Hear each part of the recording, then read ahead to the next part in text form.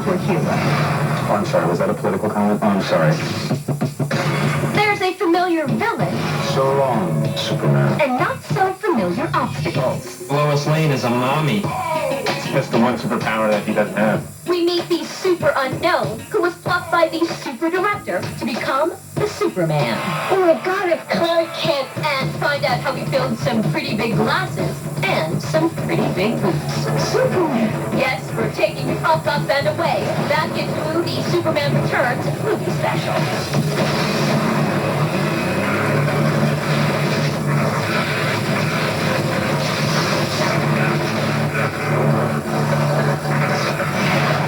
Welcome to MTV News' Back in Blue, the Superman Returns movie special. Now, over the past several years, moviegoers have seen superhero comic books jump from the pages to the screen in big-budget action flicks, from Batman to Spider-Man to X-Men and Fantastic Four. But none have captured the imagination quite like Superman. The Man of Steel is being reborn in the new movie, Superman Returns. Now, this installment has been in development for over a decade. Join us now as we take an exclusive look behind this summer's biggest blockbuster.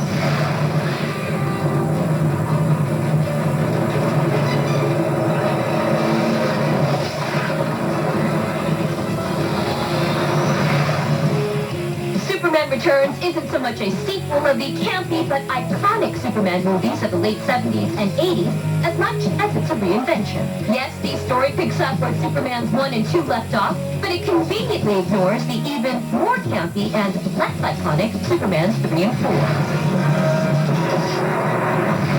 The movie begins with our hero returning to Earth after a 5-year absence, having abruptly left to search for his homeland, Krypton. You told me it was destroyed ages ago. It was. When the astronomers thought they found it, I had to see for myself. Superman has come back to a new metropolis. His beloved Lois Lane, played by Hollywood starlet Kate Bosworth, is engaged to a new guy and has a new son. There's just a lot more at stake here now for her. Lois Lane is a mommy. A 5-year-old son. Superman's foe, Lex Luthor, theatrically played by 2-time Oscar winner Kevin Spacey. You're not seeing the big picture. Spacey's Lex is an uber-capitalist who wreaks havoc in a quest to get insanely rich and destroy Superman. So long, Superman. Lex is the ultimate character that's about mind over muscle. Gods are selfish beings who fly around in little red capes and don't share their power with mankind. I mean, he doesn't have superpowers, but he's got a pretty remarkable brain. Superman Returns lingered in development for 11 years, costing $65 million before a single frame was even shot. Directors like Tim Burton, McGee, and Brett Ratner have all tried their hand at shaping the new Man of Steel. But it wasn't until 41-year-old Bryan Singer made his pitch that Superman took off. Singer has shown a penchant for outcast characters in movies like The Usual Suspects and X-Men 1 and 2. And in leading the 3rd installment of that comic book franchise to take on Superman Returns, he shows a similar vision. Singer brings Superman back to Earth in an unsettled time, both in Metropolis and in the real world. I think he represents the idealistic vision that America and Americans hold on to. We don't always do the right thing, but the fundamental upbringing and what we aspire to be as Americans in this country is kind of what Superman emulates. Maybe we wish we had, Superman in the world today, as opposed to stupid men. Oh, I'm sorry, was that a political comment? Oh, I'm sorry, I'm so sorry. Josh Hartnett, Nicolas Cage, Paul Walker, Ashton Kutcher, all of these bold-faced names were at one time considered tape-worthy as the Man of Steel. But Singer instead had a different vision, plucking a relative unknown from relative obscurity for the role of the definitive superhero. You wanted to see him? Enter Brandon Routh. So, how did an actor whose most prominent credits include stints on the soap opera One Life to Live and MTV's own Undressed come to make his movie debut carrying a big-budget blockbuster? How could he not? Brandon Superman is not only the kind of strapping Midwest-bred, all-American guy one would imagine playing the Man of Steel. He also bears a striking resemblance to the late Christopher Reeve, the then unknown actor who starred in the original Superman movies, and in the process became an icon for a generation. Big sort of shoes to fill after Christopher Reeve and trying to continue that legacy as well. Sure, well, and I was really pretty familiar with Chris's performance. I was basically envisioning him when I was reading the script more than me. Sorry I've been away so long. I won't let you down, Ken. Just knowing what he meant to me and what his performance of the character has meant to so many people, honoring that, bringing that to people, bringing that to a new generation, this character, and just have the spirit of Superman around and alive.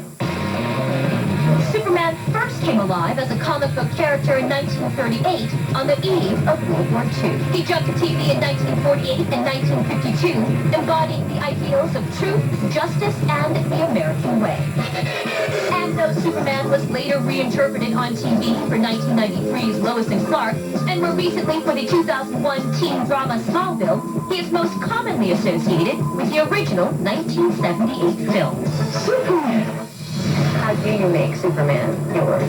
You know, I'm a different person than Christopher was. We have a similar appearance, but this film allows for Superman to be greater. The original films were coming out of Superman still being kind of jokey and a little bit more corny. So I'm playing a more mature character in a more mature and real world. Did you have a connection to Superman growing up? I did have a connection to Superman. There's photos of me at about 3 months. I think my mom has me in a one-piece, Superman pajama thing. And when I was 5 or 6, I had another, different kind of pajamas and cape. And I was so excited to see the movie. This whole day of excitement build up to the movie going to be on television. I was going to see it for the first time. The fact that he could fly was amazing. That he could save anything, and that he was just a good guy. I mean, it's so awesome that that's there for kids to see such a strong role model. The suit. And getting in the suit for the first time. Do you remember that first day? Well, it was a little bit awkward, for sure, because I hadn't done any training yet. So I suddenly have these people looking at me and I think judging me already. They were like that. And I was like, hold on, guys, this isn't, don't fire me because I haven't done anything, you got to give me a second. He may look the part, but Brandon also plays a more nuanced superhero than people might be expecting. Your home. That place was a graveyard. But I'm all that's left.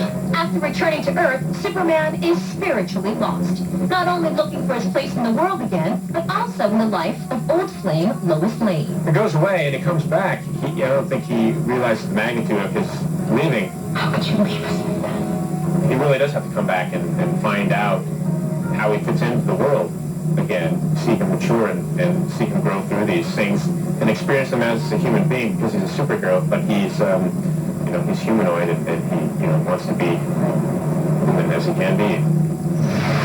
Coming up, the love story that drives Superman Returns, and we get intimate with the man behind the Man of Steel.